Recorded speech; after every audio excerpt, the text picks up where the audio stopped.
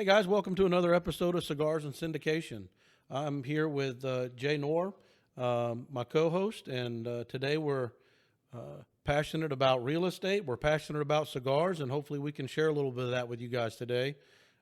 Today we're smoking the Zino Platinum Executive or Exclusive Series, and it was made specifically for Casa de Montecristo Chicago. Yeah, I really like this. I really like this cigar, Robbie. I get a little bit of spice, but it's kind of interesting though. I don't get the spice in the back of my throat. I get the spice on my palate. I get some coffee. I get a little bit of nut, a little bit of chocolate. Not a lot of chocolate, but this is a very good smoke. Yeah, no, I totally agree that the spice is really the most prevalent for me as well, and it definitely a creamy. It's a really good draw.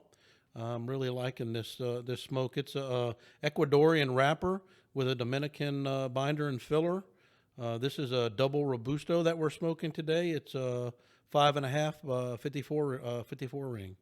Well, Robbie, like you said, we're very passionate about cigars and we're very passionate about real estate. And today we're going to start talking about um, a good deal. What is a good deal and how to look for a good deal in investing in real estate. And the last episode, which was episode 10, our 10th episode, was talking about a bad deal and the characteristics of a bad deal.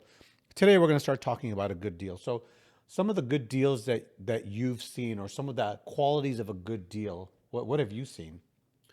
Well, what I kind of look for is, and each deal can be unique, and each types of deals, and even within the real estate market, are a little bit unique. And I try to establish a precedence in those particular type of projects, and look for, similar returns on IRR, similar cash on cash, similar cash flow, and looking for the groups that do it repetitively over and over again.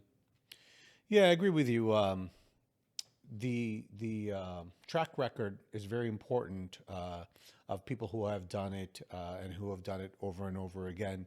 But also, what I also look for is not just a track record, but I also look for transparency.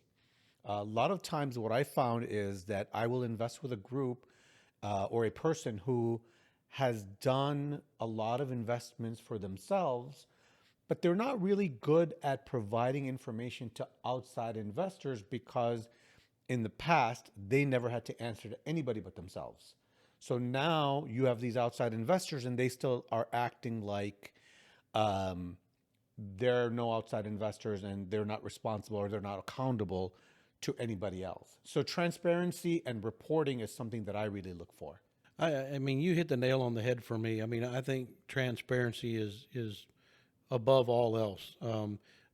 Them being clear with regards to all of the information, all of the numbers, it really does it does mean a lot, and it kind of displays their honesty out there to show everything you got, whether it's good or bad, and try to find someone that's done it multiple times successfully, and they're transparent with where the money's going, how the LPs are getting paid, how the GPs are getting paid, all the equity and debt portions of the project are key. I think transparency is probably my most important factor.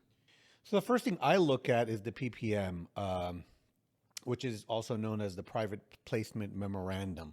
And the private placement memorandum could be 50 pages. A lot of it is legalese, but the key things that I look out for in the PPM is what is the general partner getting paid, how they get paid, when they get paid, what are their hurdles, what are their incentives, what else can they dip into, because everything that the general partner takes away from myself as the investor or the limited partner. And on the flip side, when I'm the general partner, we we basically are very transparent and we tell them exactly what we're going to be getting in the deal. We put everything on the table, and we want our investors to know this is what we're getting at the beginning of the deal, throughout the deal, and at the end of the deal. And we want our investors to always be comfortable with that. So the PPM is a very good place to start, just to be able to verify what your general partner is telling you.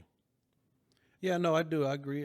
Totally worth reading through that. There's a lot of legal jargon in there, and probably pretty painful to read it. And you may even want to submit it to your legal or your attorney to go through it and make sure that you're protected and your money's in a good spot.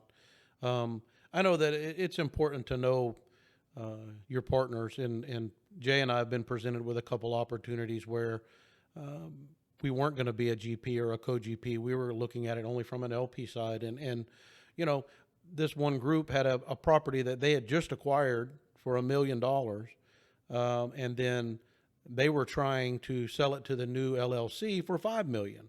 They were very transparent about it. It didn't sit well with us as investors, but the transparency was there. They weren't trying to hide the fact. They were open about it. And whether or not it could appraise for that amount or not, we kind of backed off from the deal. We kind of thought that kind of just showed that maybe they were a little bit greedy and maybe they wanted too much, and maybe these guys weren't going to be good partners. But that was just a personal experience that Jay and I had with something, that transparency was there. It just wasn't still not a good deal for us. Now, I'll tell you a story about an investment that I got into a while back. This was maybe 3-4 years ago. I became a limited partner in a multifamily property, and the transparency was great. The communication was great. Coming from the GP, the reporting. So they were reporting every month to us. And then what happened was that we wound up selling that multifamily property and doing a 1031 exchange into a new property. Well, when we got the new property, the GP and their partnership kind of dissolved in that one of the partners walked away and the one GP was left. Well, the one GP stopped communicating with us. We barely get now. We're still in that deal, but we are not getting any cash flow. We're not getting any accounting. We barely get an accounting once a year. And his excuse is, oh, my accountant quit. Well, I mean, you collect GP fees, you need to hire an accountant. None of that is our problem. So that can also happen, and your PPM should really dictate what your rights are as an investor, or when you get together as a group of investors, what your rights are against that GP should something like this happen.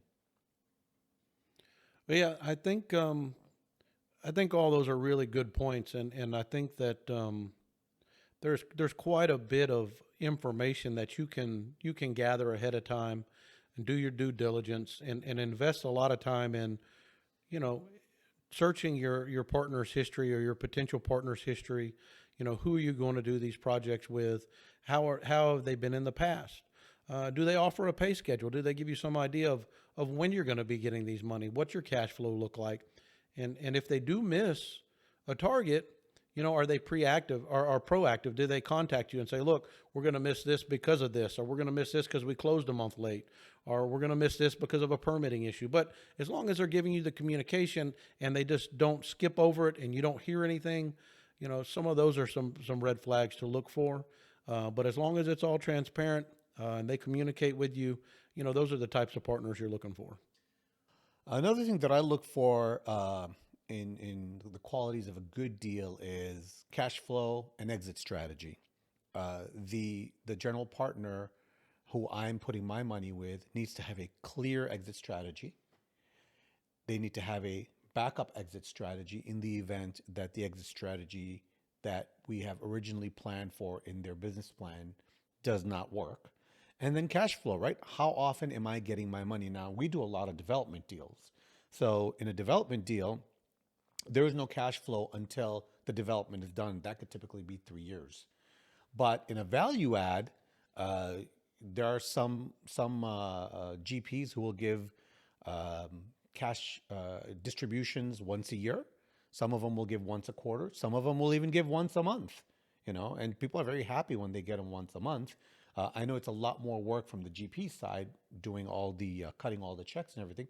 But a good deal is somebody who's done it And I think that becomes the most important aspect, right? They can promise you the world. They can promise you 30% returns, and they can promise you monthly cash distributions. And oh, we're going to exit for 3 times what equity. But how many of these have you done where you have actually exited and you've actually provided cash flow? If you haven't done them, then how do we know you can? Well, Jay, I'm going to cut back to this exclusive series. Zino, it's a really good smoke. It's got a really good burn, good draw. I would say it's probably like a medium bodied smoke, a really easy smoke. You could probably pair it with a lighter wine or something like that, maybe a lighter dinner. But I'm really enjoying this, and the spice is just intensifying as I get a little further down on this cigar. It's kind of mellowing for me. The spice is, it's interesting because the palates are different. The spice is kind of mellowing for me. I do get a little bit more coffee. And, I don't know if you know this, but Zino is made by Davidoff. It is a Davidoff brand. Yeah, anything Davidoff makes is usually a pretty good quality smoke. I've really not been disappointed by any of their smokes, and this Zeno's no exception. Really, really a good smoke. I think mine's burning pretty fast. I would say probably a 45 minute to an hour smoke. Um, but overall, so far, really really enjoying this. It's a good one. So, Robbie, I always also want to see a business plan when I'm looking at a deal as to whether it's good or not. And usually the good deals will have a very clear and concise business plan. So, business plan meaning if it's a value add, this is where the property is right now. This is where it's going to be, and this is how long it's going to take. This is what it's going to cost, and this is and what the value that is going to be added at the end of this process. So usually they'll put a very clear business plan together uh, with uh, with numbers backing the demographics of the area, the market, the rental rates, the rental growth, and it won't be you know it won't be where like conversely a bad business plan where somebody will hand you a piece of paper and say, yeah, don't worry about it. I got it. It'll be fine. It'll be fine. Yeah, yeah. To me, the business plan is the story that the GP wants to tell. And I think you can use it along the way for markers as your project progresses. And I think that it should be a really close representation to what you're putting your money into. And so somebody that approaches you and they've got a really well thought out business plan, to me, that's a really good indicator that, this is worth investigating a little further. The other thing that I also look at is that a lot of people don't talk about is the debt. What is the interest rate? What kind of debt is it? Is it a variable rate? Is it a fixed rate? Is it interest only? Is it principal and interest? If it's interest only, how long is it interest only for? Because lots of times in a bad deal, I've seen where the GP will pull you in by showing you cash flow with of a variable rate interest only note, and then 12 months or 24 months it shifts to a principal and interest with a higher rate. So how does that affect cash flow? And your GP should be able to put that all on the table and say, hey, we have a variable rate interest a loan that we're going to do, but we're going to buy cap insurance so that we're capped as to how high that variable interest rate can go, especially given this environment where the Fed keeps raising rates every quarter. Yeah, I think that capped interest rate is a instrument that should be used in this environment, and I really gives you some comfort or gives me comfort. Not everybody.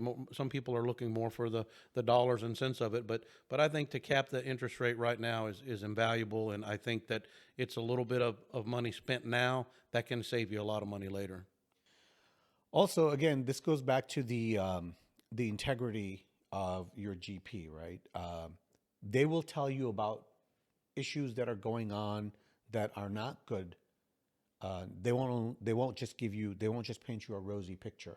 So, for example, during COVID, a lot of my GPs, the investments that I have as a limited partner, the GPs came out and said, hey, look, 10% or 5% or whatever percentage of our tenants lost their jobs. They can't pay their rent.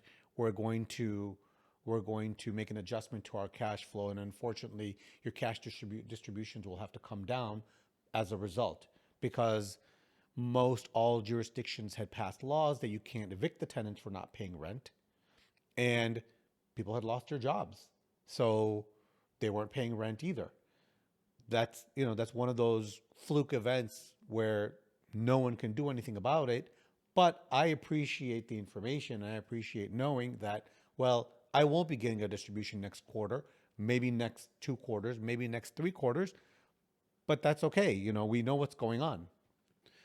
And I think another aspect of that is knowing, it goes back to what you were saying earlier about really knowing your partner.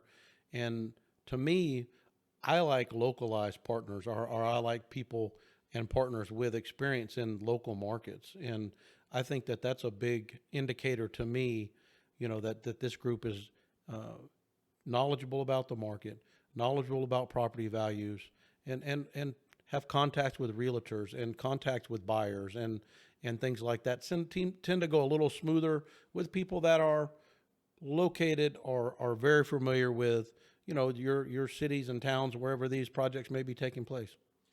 Yeah, absolutely. And that's one of the reasons, we as Albany Park Capital, as the capital raising arm for our development deals, we like to stay in and around Houston because we know the demographics, we know the market, we know where things are going, and which areas are expanding and which areas are contracting.